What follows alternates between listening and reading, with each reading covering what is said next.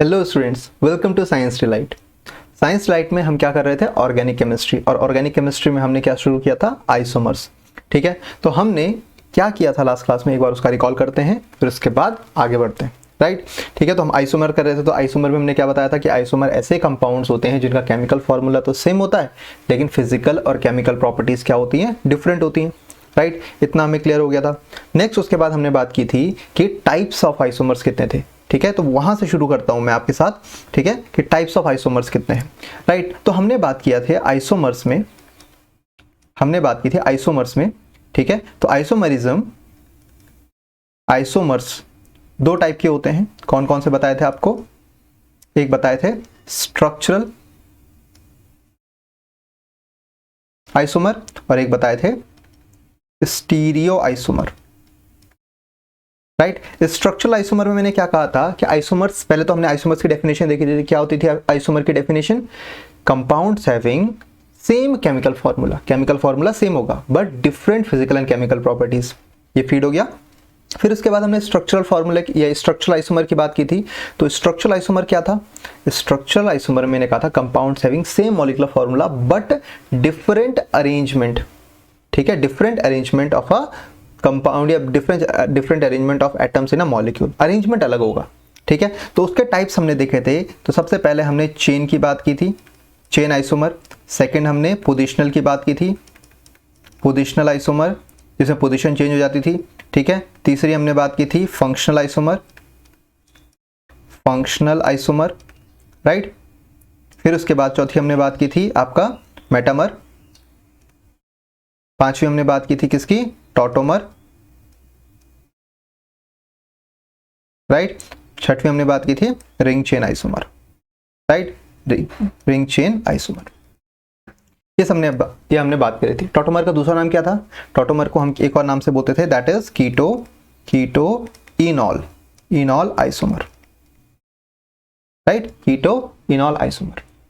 Right, इसका एक और नाम था। मेटामर्स हमने बात किया था। देखो एक एक करके डिस्कस कर लें। चेन, जिसमें प्राइमरी चेन की लेंथ डिफरेंट हो जाती थी, तो चेन आइसोमर। ठीक है, फिर उसमें पोजिशनल आइसोमर में अगर फंक्शनल ग्रुप की पोजीशन चेंज हो जाती थी तो functional isomer, sorry positional isomer, functional group ही चेंज हो जाता था। ठीक है, aldehyde, ketone, carboxylic acid, ester, है ना, इनकी बात की थी। ईथर आपका अल्कोहल के साथ हो जाता था, तो ये फंक्शनल आइसोमर। चेन आइसोमर में प्राइमरी चेन चेंज हो गई। फिर आपका पोजिशनल आइसोमर में फंक्शनल ग्रुप की पोजीशन चेंज हो जाती थी। फिर आपका फंक्शनल आइसोमर में क्या हो जाता था? फंक्शनल ग्रुप ही डिफरेंट हो जाता था। और मेटामर में फंक्शनल ग्रुप के लेफ्ट और right number of carbon chain क्या हो जाती थी? डिफरेंट हो जाती थी। टॉटोमर में मैंने क्या कहा था कि जिसमें अल्फा हाइड्रोजन कंपोनेंट हो। ठीक है, तो उसमें हाइड्रोजन बॉन्डिंग की वजह से क्या होता था? कीटोन से इनॉल बन जाता था, कीटोन से इनॉल बन जाता था, जिसमें बहुत सारे फैक्टर्स हमने डिस्कस किए थे कि कब कीटोन जो कंपाउंड होता है वो स्टेबल होता है, कब इनॉल कंपाउंड स्टेबल होता है, उसकी बात हमने कर ली थी। फिर उसके बाद रिंग चेन आइसोमर में तो हमने बात की थी कि जो एल्कीन होती है वो किसके साथ? एल्कीन आप किसके साथ हो जाती थी? एल्कीन एक साइक्लो अल्केन के रिंग के साथ आइसोमेरिज्म शो करती थी। ये हमने लास्ट क्लास में कर लिया था इतना। अब हम बात करते हैं स्टीरियो आइसोमर्स की। अब हम बात करते हैं किसकी? स्टीरियो आइसोमर्स की। तो स्टीरियो आइसोमर्स में हमने बोला था कि दो टाइप्स के होते हैं। ठीक है, दो टाइप्स के होते हैं। एक होते हैं कॉन्फॉर्मर्स, ठीक है, और एक होते हैं configurational.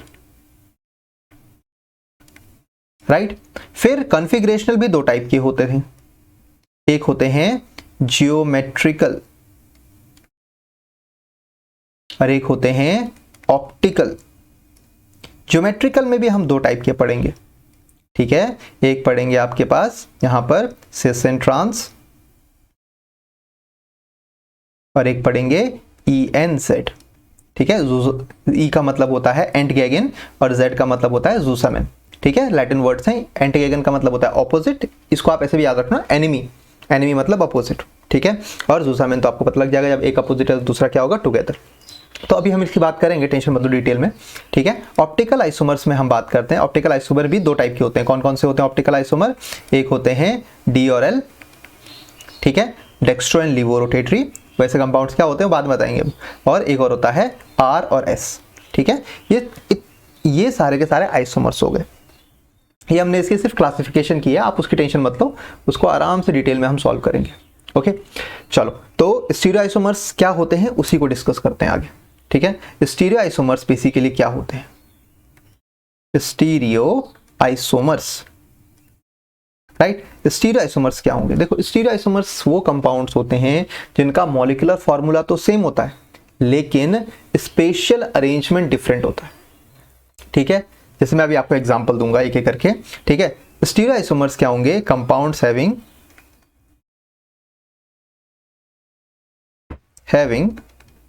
Same molecular formula, same molecular formula but different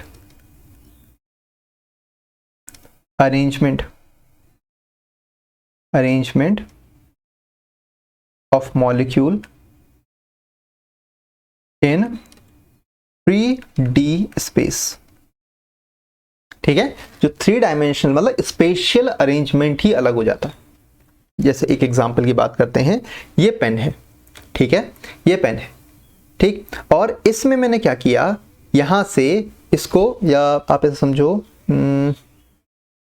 right, मान लो इस पे कैप होती है एक, ठीक है, इस पे कैप होती, इस कैप को निकाल के मैंने यहां लगा दिया तो उसका स्ट्रक्चर चेंज हो गया, उसे बोलेंगे स्ट्रक्चरल आइसोमर। मतलब इसमें कैप होती है अगर इस पेन में, तो इस पेन को मैं क्या करता, इस पेन का कैप यहां निकाला और यहां लगा दिया, तो ये स्ट्रक्चरल आइसोमर हो गया, ठीक है। तो इसकी फिजिकल और केमिकल प्रॉपर्टीज चेंज हो जाएंगी। लेकिन कॉन्फ़िगरेशनल आइसोमर कहता है कि आप इसको अगर ऐसे भी रोटेट कर दोगे या ऐसे रोटेट कर दोगे, ऐसे रोटेट कर दोगे, ऐसे रोटेट कर दोगे, ऐसे रोटेट कर दोगे, तो इसकी फिजिकल केमिकल प्रॉपर्टीज पे अफेक्ट पड़ेगा। ऐसे आइसोमर को बोलते हैं स्टीरियो आइसोमर्स, ठीक है। या आप समझो कि मेरे पास यहाँ पर पेन नहीं है ना, ठीक है, कोई बात नहीं, यहां पर समझो कि जैसे मान लो ये मॉलिक्यूल है और इस पर कोई ब्रांच लगी हुई है ऐसे, ठीक है। इसका समझो ये मॉलिक्यूल है, इस पर ऐसी ब्रांच लगी हुई है। अगर इस ब्रांच को मैं सिर्फ, देखो है तो यहीं पर ही, इस ब्रांच को मैंने क्या कर दिया, ऐसे कर दिया, ठीक है, मैंने कुछ नहीं किया। यहां पर मान लो ये जो मेरे उंगलियां हैं वो CH3 मॉलिक्यूल्स थे और मैंने उसको सिर्फ ऐसे किया, ठीक है। सिर्फ इतना करने से इसकी फिजिकल और केमिकल प्रॉपर्टीज में अगर चेंज आ गया तो ये कैसा है? Stereo isomers. समझ में आ गया? बहुत सिंपल लैंग्वेज में बता रहा हूं, ठीक है। स्टीरियो आइसोमर्स क्या होते हैं? अब स्टीरियो आइसोमर्स के 2 टाइप्स मैंने आपको बताया। तो सबसे पहला टाइप था आपका कॉन्फॉर्मेशनल,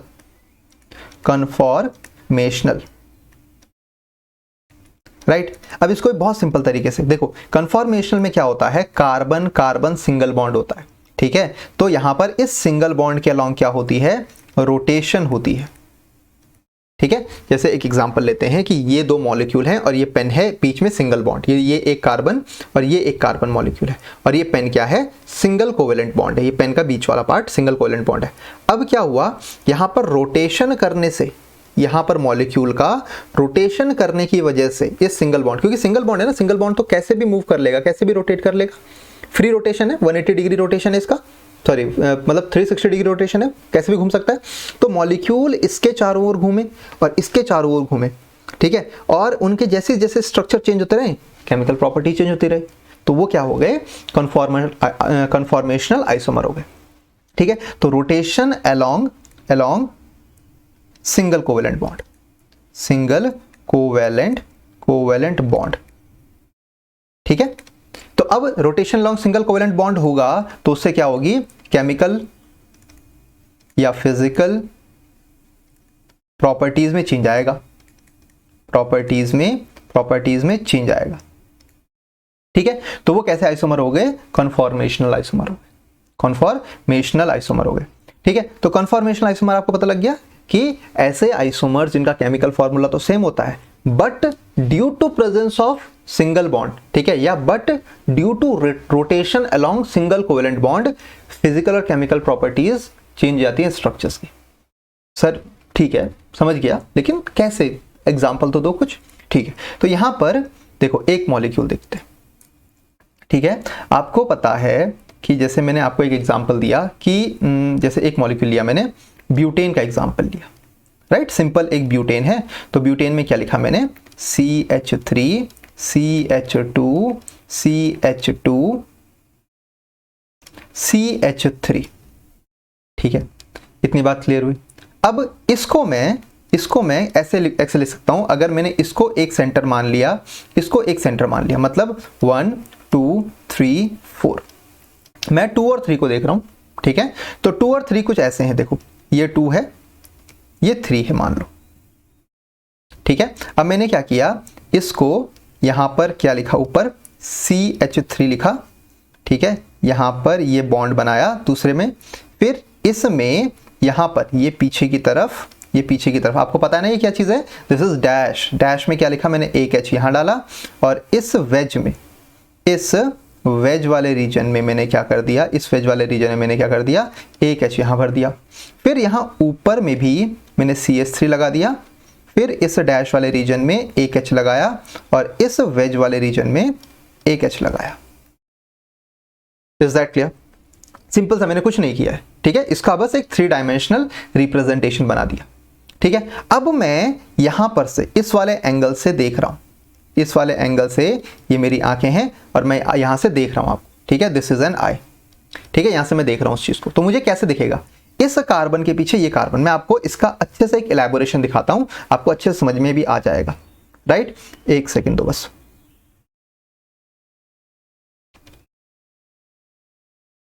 ठीक है। यहां पर हम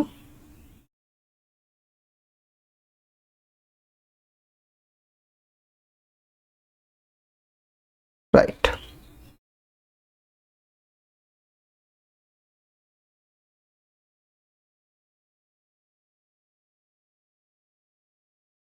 wait for a second, okay.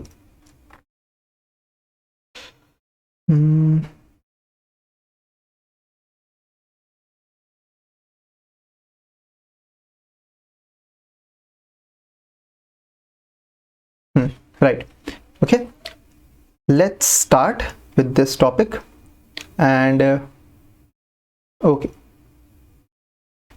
now see,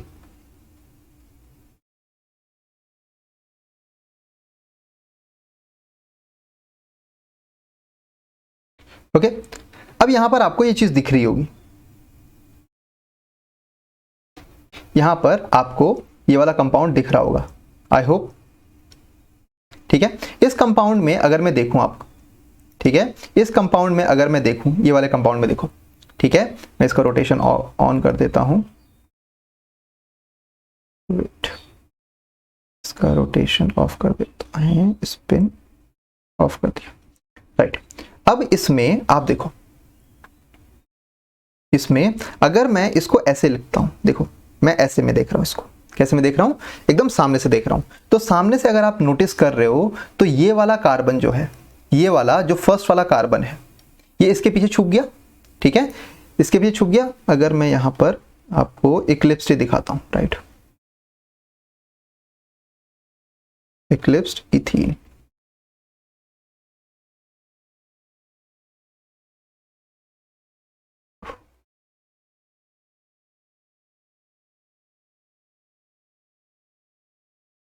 right, okay, this is the structure of ethene.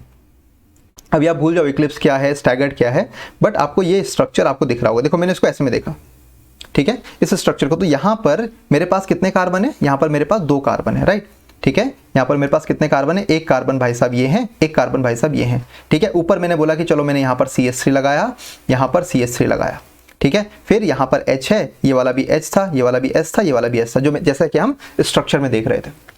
I hope इतनी बात क्लियर हो गई होगी। आप कहां से देख रहे हो, जैसे कि मैंने आपको बताया, आपकी आंखें यहां हैं, आप यहां से देख रहे थे, ठीक है, यहां से आप देख रहे थे। अब यहां से तो आप देख रहे थे सर, लेकिन अब अगर मैं इस स्ट्रक्चर को, अगर मैं इस स्ट्रक्चर को कुछ ऐसे कर दूं, इस स्ट्रक्चर को कुछ ऐसे कर दूं, देखो थोड़ा सा इमेजिन करना इस चीज को, आपको प्रॉपर्ली पता लगे, ऐसे कर दूं, ठीक है। तो एक के पीछे एक हो गया, मतलब CH3 के पीछे, जैसे ये चीज है, ये ऐसे थे और ये ऐसे चले गए, तो इस CH3 के पीछे ये CH3, तो ये CH3 तो दिखेगा नहीं, ठीक है। तो इस फॉर्म को हम ऐसे ही अरेंज करते हैं, ठीक है, इस फॉर्म को हम ऐसे ही अरेंज करते हैं, तब जाके हमारे पास कॉन्फॉर्मेशनल आइसोमर आएंगे, ठीक है, तब जाके हमारे पास क्या आएंगे, कॉन्फॉर्मेशनल आइसोमर आएंगे, राइट। आई होप इतनी बात आपको क्लियर हो गई होगी, ओके। तो मैं यहां पर कैसे लिख देता हूं, मैंने क्या किया, मैं इसको, इस वाले पार्ट को कैसे लिख रहा हूं, इस वाले पार्ट को मैंने एक सर्कल बनाया, ठीक है, और इस सर्कल के बीच में एक गोला बना दिया। ये इस गोले का मतलब ये वाला कार्बन है, राइट, ये वाला कार्बन है, और इसके पीछे एक और कार्बन होगा जो कि हमको नहीं दिख रहा है, एक और कार्बन होगा जो कि हमें नहीं दिख रहा। तो जो हमें दिख रहा है तो उसके ऊपर में क्या है, CH3, यहां पर ये H है, राइट, और यहां पर, ठीक है, इसके पीछे CH3 है ना, इस वाले CH3 के पीछे दूसरा CH3 है। तो दूसरा CH3 को मैंने कैसे लिखा, ऐसे में CH3। अब मुझे दिखाना तो है किसी तरह से, अब मैं ऐसा थोड़ी ना दिखा दूंगा इसके पीछे दोबारा लेके कि हाँ समझ जाओ इसके पीछे CH3 है, तो मुझे कुछ शो करना पड़ेगा। तो यहाँ पर जस्ट इसके नीचे ऐसे शो कर दिया मैंने, ताकि हमें पता लग जाए कि हाँ यहाँ पर H, यहाँ पर मॉलिक्यूल्स हैं। ओके, तो जब ऐसी कभी कंडीशन आ जाए, इस मॉलिक्यूल को आप क्या कर रहे हो, CH3 के पीछे CH3 कर रहे हो, CH3 के पीछे CH3 लग रहे हो, तो इस कंडीशन को हम बोलते हैं ये इक्लिप्स्ड है। ये कैसी फॉर्म है, इक्लिप्स्ड फॉर्म है। ये कैसी फॉर्म हुई, इक्लिप्स्ड। अब आपको पता है यहां पर क्या है, ये सिंगल कोवेलेंट बॉन्ड है। ये क्या चीज है, this is single covalent bond, right, this is single covalent bond. और आप इसको क्या कर सकते हो, रोटेट कर, मैंने कहा ना आपको 3D में आप इजीली इसको क्या कर सकते हो, रोटेट कर सकते हो। तो आपने इसको क्या कर दिया, रोटेट कर दिया, जैसे इसको आपने क्या कर दिया, रोटेट कर दिया। आपने इस वाले को तो फिक्स रखा, ठीक है, इस सामने वाले को आपने क्या किया, फिक्स रख दिया, इस सामने वाले को फिक्स रख दिया, राइट, और पीछे वाले को रोटेट करना शुरू कर दिया। पीछे वाले को कितना रोटेट करना शुरू कर दिया, ऐसे रोटेट करना शुरू कर दिया, राइट। अब रोटेट आपने किया इसको, तो आपने इसको थोड़ा सा रोटेट किया, मान लो रोटेशन कितना है, ठीक है, जो रोटेशन था, ठीक है, अगर मैं ऐसे में देखूं कि यहां पर जैसे ये CH3 है, ये वाला CH3 आपके पास है और ये वाला CH3 है, ठीक है, कुछ ऐसा था ना, ये CH3, राइट, और ये ऐसी कोई कंडीशन थी, और इसके पीछे ये और CH3 थे, ठीक है, ये CH3 ऊपर CH3, this is H, this is H, और यहाँ इस पीछे भी CH3, यहाँ भी H और यहाँ भी H। यहाँ पर एंगल डाइहेड्रल एंगल बोलते हैं, theta is equal to 0 degree है, ठीक है, थीटा क्या है, डाइहेड्रल एंगल है। डाइहेड्रल एंगल मतलब इस CH3 के बीच में और इस CH3 के बीच में जो एंगल, जैसे ये है ना, ये दोनों, तो ये एंगल, इनके बीच में एंगल जो है वो CH3 है। लेकिन अगर ये ऐसे ऐसे ऐसे बढ़ेगा तो ये एंगल बढ़ता चला जाएगा। तो हमने बोला कि हमने इसको रोटेट किया, ऐसे रोटेट किया हमने इसको, इस वाले पॉइंट को रोटेट किया, तो हल्का सा थीटा जो हमने रोटेट किया वो क्या किया, ग्रेटर देन 0, थीटा जो था वो ग्रेटर देन 0 था, लेकिन स्मॉलर देन 60 डिग्री था, ठीक है। हमने क्या कंडीशन रखी, थीटा जो है वो ग्रेटर देन 0 है, 0 डिग्री, बट 60 डिग्री से थोड़ा छोटा। तो उस कंडीशन में क्या होगा, तो आप बोलेंगे सर ये आपका मॉलिक्यूल है, दिस इज द मॉलिक्यूल, ठीक है, इसके चारों ओर गोला मैं कर देता हूं, कोई दिक्कत नहीं।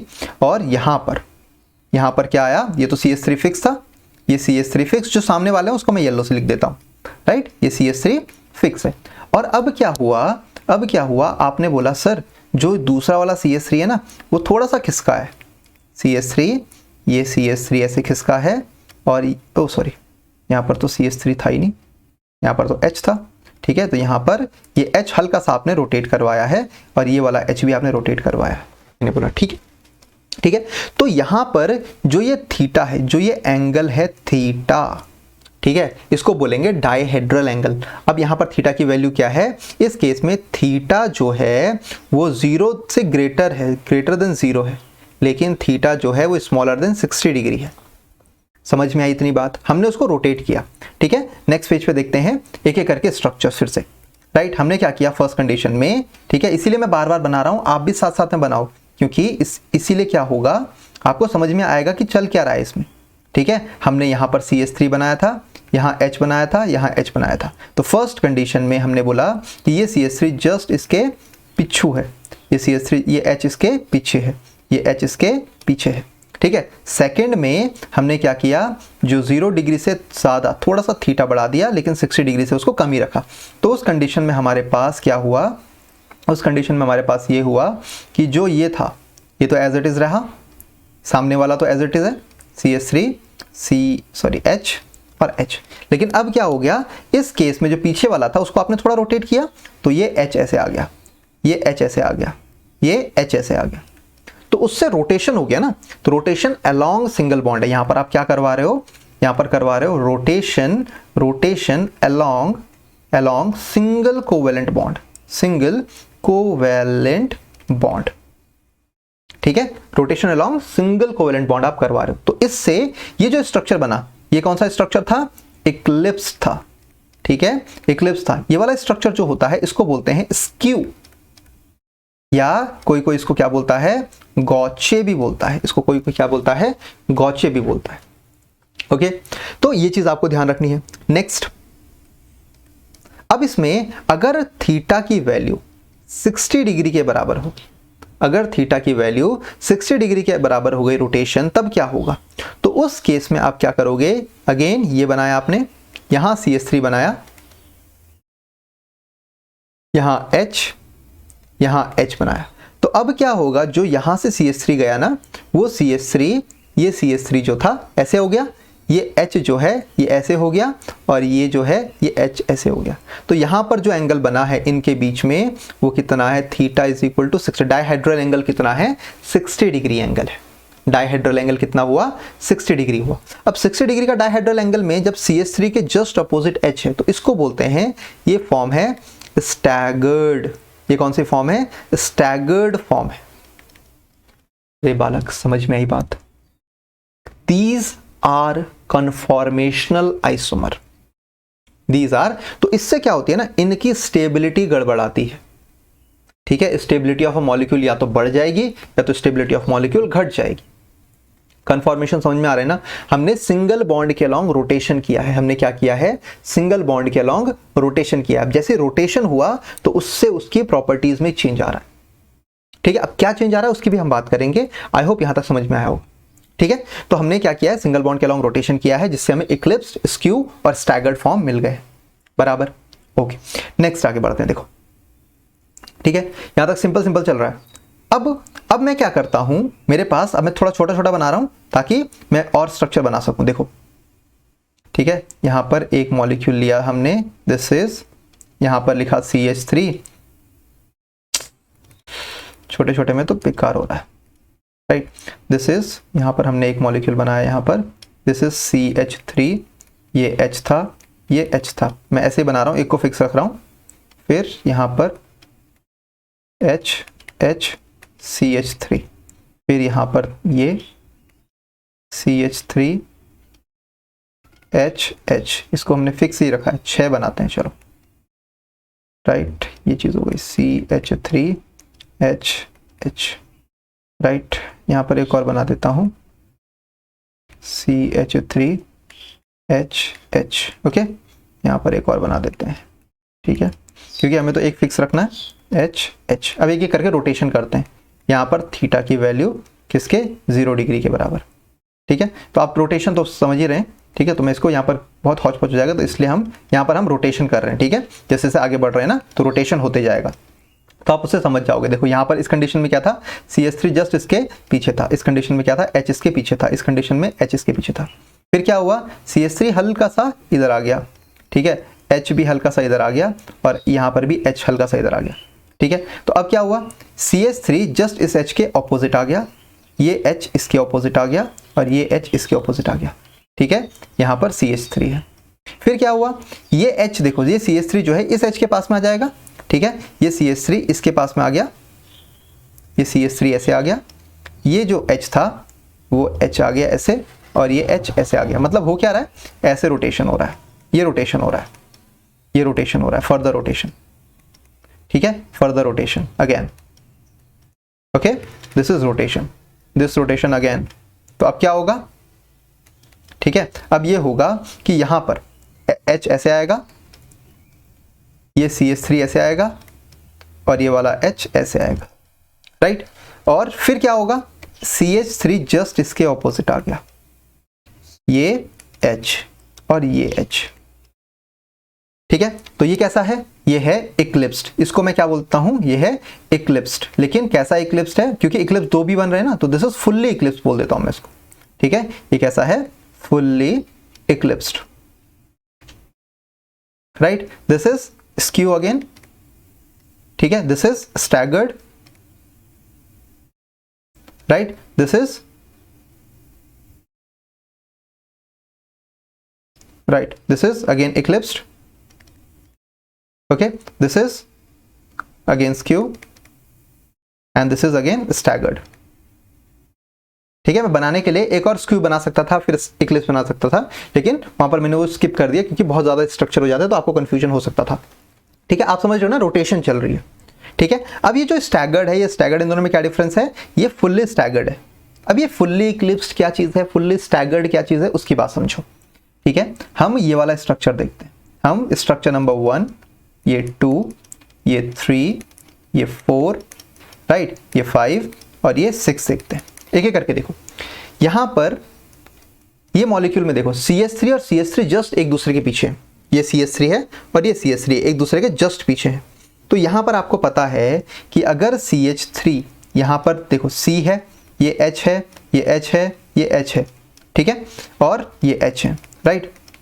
फिर इसके पीछे भी इसके बॉन्ड में ऐसे है, फिर यहाँ पर C है, फिर ये H है, ये H है, राइट, और ये H है। तो ये दोनों आपस में क्या करेंगे, ये CH3 और ये CH3 आपस में रिपेल करेंगे क्योंकि बहुत ज्यादा ओवर क्राउडिंग हो रही है एक दूसरे के पीछे पीछे।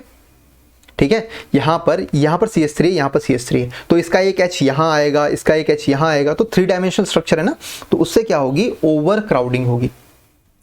ठीक है, और अगर ओवर क्राउडिंग होगी तो आपस में क्या होगा, स्टेरिक हिंड्रेंस होगा। आपस में क्या होगा, स्टेरिक हिंड्रेंस होगा, मतलब रिपल्शन होगा एक दूसरे के बीच में। ठीक है, तो फुल्ली इक्लिप्स के केस में हम बोलते हैं कि ये जो फुल्ली इक्लिप्स का केस होता है ये हाईली अनस्टेबल होता है। ये कैसा होता है, सारे स्ट्रक्चर में ये क्या होता है, हाईली अनस्टेबल। हाईली अनस्टेबल होता है। अनस्टेबल क्यों होता है, क्योंकि यहां पर due to steric hindrance, right, समझ में आई बात। अब यहां पर जो स्टेबिलिटी ऑर्डर होगा, यहां पर जो स्टेबिलिटी ऑर्डर होगा, यहां पर क्या होगा, सबसे ज्यादा स्टेबिलिटी किसकी होनी चाहिए, स्टैगर्ड की अगर मैं बात करूं तो एक मॉलिक्यूल ऐसा है और एक मॉलिक्यूल ऐसा है। ठीक है, बीच में बॉन्ड होगा। ठीक है, मैं बीच में बॉन्ड बनाना चाहूं तो बना सकता हूं, एक मॉलिक्यूल ऐसा है। ठीक है, तो अब क्या होगा, इस CH3 और इस CH3 में क्या है, एकदम अपोजिट डायरेक्शन में, तो अपोजिट डायरेक्शन में हो गया, स्टैगर्ड फॉर्म आ गई, तो अब रिपल्शन तो ना के बराबर।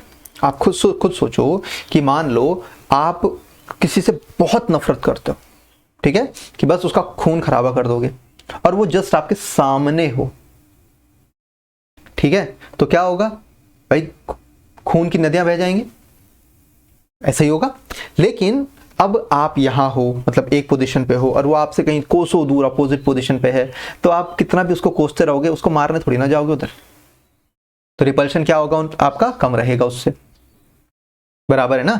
ठीक है, तो सेम वैसे इसके केस में है। तो फुल्ली इक्लिप्स के केस में जस्ट उसके आमने सामने है दोनों हाइड्रोजन। ठीक है, तो हाइड्रोजन आपस में लड़ते रहते हैं, रिपेल करते हैं, तो अनस्टेबल होता है, इसलिए तो रोटेशन हो रहा है।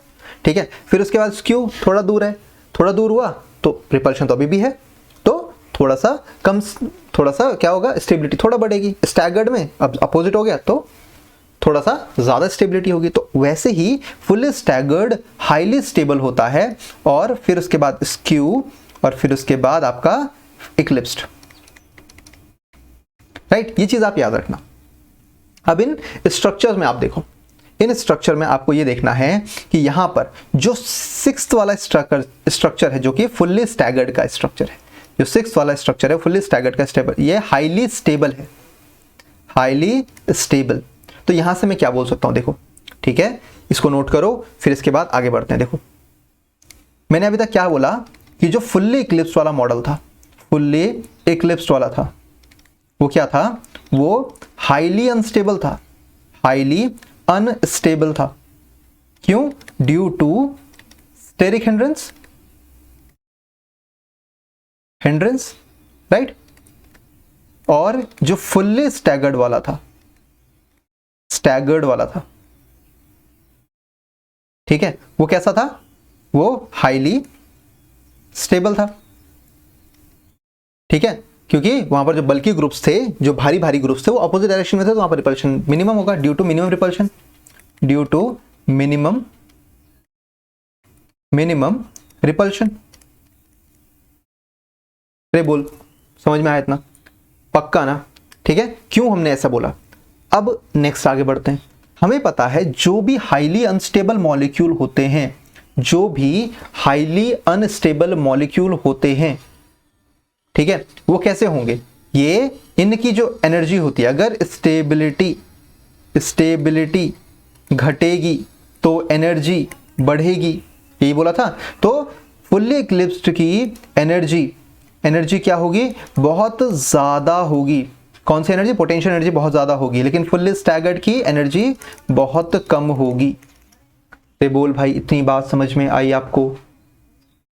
ठीक है, क्यों हुआ ऐसा? अब इस पे अगर मैं एक ग्राफिकल रिप्रेजेंटेशन बनाऊं इसकी, अगर मैं इनकी एक ग्राफिकल रिप्रेजेंटेशन बनाऊं तो क्या होगा, राइट? मैं यहां पर इनकी एक ग्राफिकल रिप्रेजेंटेशन बनाते हैं इसकी, ओके, राइट। मैं यहां पर इसको, यहां पर पहुंचते हैं हम, ओके।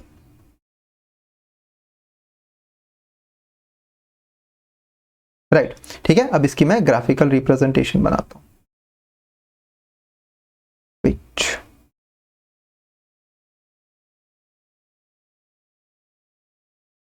ओके, ठीक है, ग्राफिकल रिप्रेजेंटेशन देखते हैं। मैं इसको थोड़ा सा, मैं इस वाले पार्ट को थोड़ा सा मैं यहाँ से मिटा रहा हूँ, क्योंकि मेरे पास एक स्लाइड है ऑलरेडी, तो उसकी हम बात कर लेंगे, ठीक है।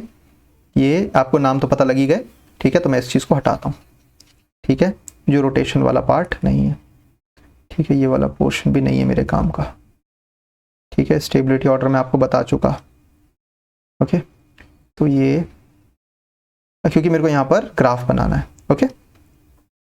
हाँ, अब हम बात करते हैं,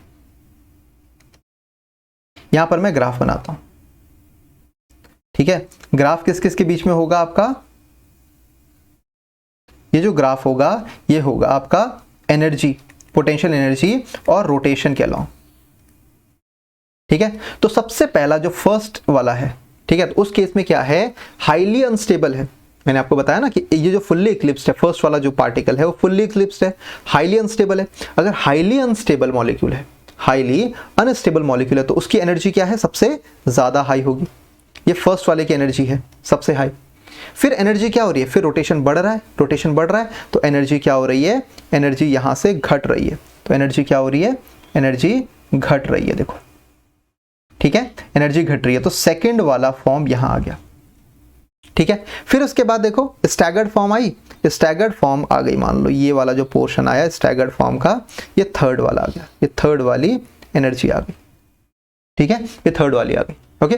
नेक्स्ट, अब देखो फिर इक्लिप्स की तरफ बढ़ रहा है, ठीक है, पहले तो अपोजिट हो गया, फिर उसके बाद फिर CH3H के पास आ रहा है। तो अब यहां पर क्या होगा, वापस से एनर्जी बढ़नी शुरू हो जाएगी, बढ़नी शुरू हो जाएगी, ठीक है।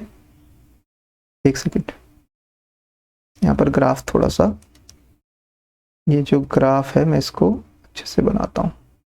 ये एनर्जी आई और फिर ऐसे बढ़ी, राइट। फिर उसके बाद क्या हुआ, पार्शियल इक्लिप्स हुआ।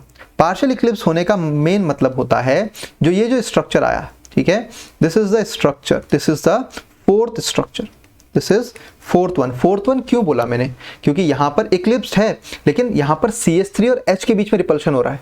फर्स्ट वाले केस में किसके बीच में रिपल्शन हो रहा था, H और CH3, ठीक है, सॉरी CH3 और CH3 के बीच में। अब फोर्थ वाले केस में किसके बीच में हो रहा है, CH3 और H के बीच में रिपल्शन तो होगा, लेकिन एज कंपेयर टू फर्स्ट वाले कम होगा। फिर उसके बाद वापस से क्या हो रहा है, आपका फिफ्थ आ गया, ठीक है, और लास्ट में जो मॉलिक्यूल आपके पास आया, ठीक है, this one is fully staggered, this one is fully staggered, ये आपके पास सिक्स्थ आया, ठीक है, सबसे कम। लेकिन उसके बाद जब रोटेशन फर्दर आएगा तो रोटेशन वापस से कैसा होगा, ऐसे ही होगा, ये वापस ऐसे ही जाएगा, ऐसे जाएगा, ऐसे जाएगा, ऐसे जाएगा, और वापस से घूम फिर के वो यही बन जाएगा। तो वापस से क्या होगी, ये ऐसे ऐसे, ठीक है। ग्राफ में थोड़ा सा टेढ़ा मेढ़ा है, लेकिन आपको ये चीज समझ में आनी चाहिए कि यहां से, ठीक है, इस वाले पॉइंट से, ये जो पॉइंट मैं आपको बना रहा हूं, यहां से जस्ट एक मिरर इमेज बन रही है उस चीज की, ठीक है। तो ये ऐसा क्यों हो रहा है, क्योंकि इस केस में जो रोटेशन हो रही है वो रिपीट हो रही है। अब मैं बोलूंगा सर कन्फॉर्मेशनल आइसोमर्स कितने पॉसिबल हैं आपके पास, ठीक है, एक बार में आप कितने कन्फॉर्मेशनल आइसोमर बना सकते हो, ठीक है, एक बार में आप कितने कन्फॉर्मेशनल आइसोमर बना सकते हो। तो मैं बोलूंगा सर आप कितने डिग्री, सबसे स्मॉलेस्ट डिग्री ऑफ रोटेशन क्या होती है, ठीक है। आप बोलोगे सर मिनट, सेकंड, बहुत कितनी भी हो सकती है, ठीक है, नैनो सेकंड, चलते रहो आप, ठीक है। तो इनफाइनाइट कॉन्फॉर्मेशनल आइसोमर पॉसिबल है, ठीक है। तो आप बोलोगे सर कितने कॉन्फॉर्मेशनल आइसोमर पॉसिबल हैं, तो इनफाइनाइट आइसोमर्स या conformers can be possible, infinite conformers can be possible. इतनी बात समझ में आई, ठीक है। तो स्टेबिलिटी ऑर्डर आप इजीली निकाल सकते हो। अब आप स्टेबिलिटी ऑर्डर क्या कर सकते हो, इजीली निकाल सकते हो। तो स्टेबिलिटी ऑर्डर क्या होगा, देखो सिक्स्थ का सबसे ज्यादा क्या होगा, सिक्स्थ, वेट, सबसे ज्यादा किसका होगा स्टेबिलिटी ऑर्डर, सिक्स्थ का होगा, राइट। सिक्स सबसे ज्यादा स्टेबल, ठीक है। स्टेबिलिटी ऑर्डर की बात कर रहा हूं। फिर उसके बाद कौन है, फिर उसके बाद है फिफ्थ, फिर उसके बाद कौन है, थर्ड, ठीक है। फिर उसके बाद कौन है बताओ, सेकेंड। फिर उसके बाद कौन है, फोर्थ। और सबसे कम स्टेबल कौन है, फर्स्ट, ठीक है। फर्स्ट सबसे ज्यादा हाई एनर्जी वाला, फिर फोर्थ, फिर उसके बाद कौन सा, फिर सेकेंड, फिर उसके बाद थर्ड, फिर उसके बाद कौन सा, फिफ्थ। और सबसे ज्यादा हाई एनर्जी किसकी होगी, सिक्स्थ की, तो सॉरी फर्स्ट की हाई एनर्जी। और सबसे ज्यादा स्टेबल कौन होगा, आपका सिक्स्थ होगा। तो ये है स्टेबिलिटी ऑर्डर, है, ठीक है। तो स्टेबिलिटी ऑर्डर क्लियर हो जाना चाहिए, क्योंकि यहां पर सिक्स्थ की स्टेबिलिटी सबसे ज्यादा हाई है। हाई क्यों है, क्योंकि वहां पर मिनिमम रिपल्शन है। मिनिमम रिपल्शन होने की वजह से क्या होगा, मॉलिक्यूल स्टेबल रहेगा, किसी से रिएक्ट नहीं करेगा। लेकिन जब लड़ाई झगड़ा होता रहेगा, फर्स्ट वाले केस में जब आपस में हिंड्रेंस हो रही है तो क्या हो जाएगा, वो रिएक्टिव रहेगा, वो किसी के साथ ही बॉन्ड बना सकता है इजीली। तो उससे केमिकल और फिजिकल प्रॉपर्टीज क्या हो जाती है, दोनों ही चेंज हो जाती है, ठीक है। आई होप कन्फॉर्मेशन आपको समझ में आए होंगे, ठीक है। तो कन्फॉर्मेशन में आपके पास एक छोटा सा टॉपिक और है, ठीक है, मैं आपको, ठीक है। अब उसको हम देखो, कन्फॉर्मेशंस में हम क्या क्या चीजें और पढ़ेंगे। देखो यहां पर आपको एक चीज पढ़नी है आइसोमर्स में, एक पढ़ना है आपको फिशर प्रोजेक्शन, ठीक है, जो नेक्स्ट क्लास में हम पढ़ेंगे, ठीक है। 3D आप पढ़ चुके हैं ना, तो वैसे फिशर पढ़ना है आपको। सेकंड आपको जो पढ़ना है यहां पर सॉ हॉर्स प्रोजेक्शन, राइट। बताता हूं, ये थर्ड आपको पढ़ना है न्यूमैन प्रोजेक्शन। वैसे तो आप पढ़ चुके हो, लेकिन न्यूमैन प्रोजेक्शन, ठीक है। अभी हम रोटेशन जो कर रहे थे वो न्यूमैन प्रोजेक्शन में ही कर रहे थे। फोर्थ आपको इसमें पढ़ना है कन्फॉर्मर्स ऑफ साइक्लोहेक्सेन, ये चीजें आपको पढ़नी है, ठीक है। फिर यहां पर जब ये कर लोगे आप, तो कन्फॉर्मेशन आपका खत्म हो जाएगा, ठीक है। क्योंकि फिशर प्रोजेक्शन में आपको क्या करना आना चाहिए, 3 डायमेंशन से, 3D से फिशर बनाना आना चाहिए।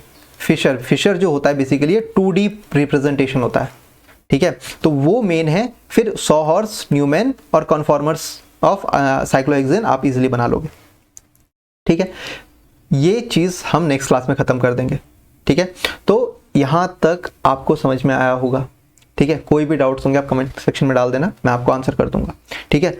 वेरी इंपॉर्टेंट, आप मान के चल लो, कन्फॉर्मेशन आइसोमर जरूर आता है पेपर में, ठीक है। तो आई होप जितना मैंने आपको आज समझाया हो वो आपको समझ में आ गया होगा, ठीक है। तो यहां तक आप एक बार रिवाइज करना, उसके बाद नेक्स्ट क्लास में इसको खत्म करेंगे। फिर उसके बाद हमारी आपके पास ज्योमेट्रिकल आइसोमर की हो जाएगी, फिर उसके बाद आपके पास ऑप्टिकल आइसोमर हो जाएगा। तो आइसोमेरिज्म पूरा खत्म हो जाएगा, ठीक है। चलो नेक्स्ट क्लास में मिलते हैं, पढ़ते रहो, ओके, बाय बाय।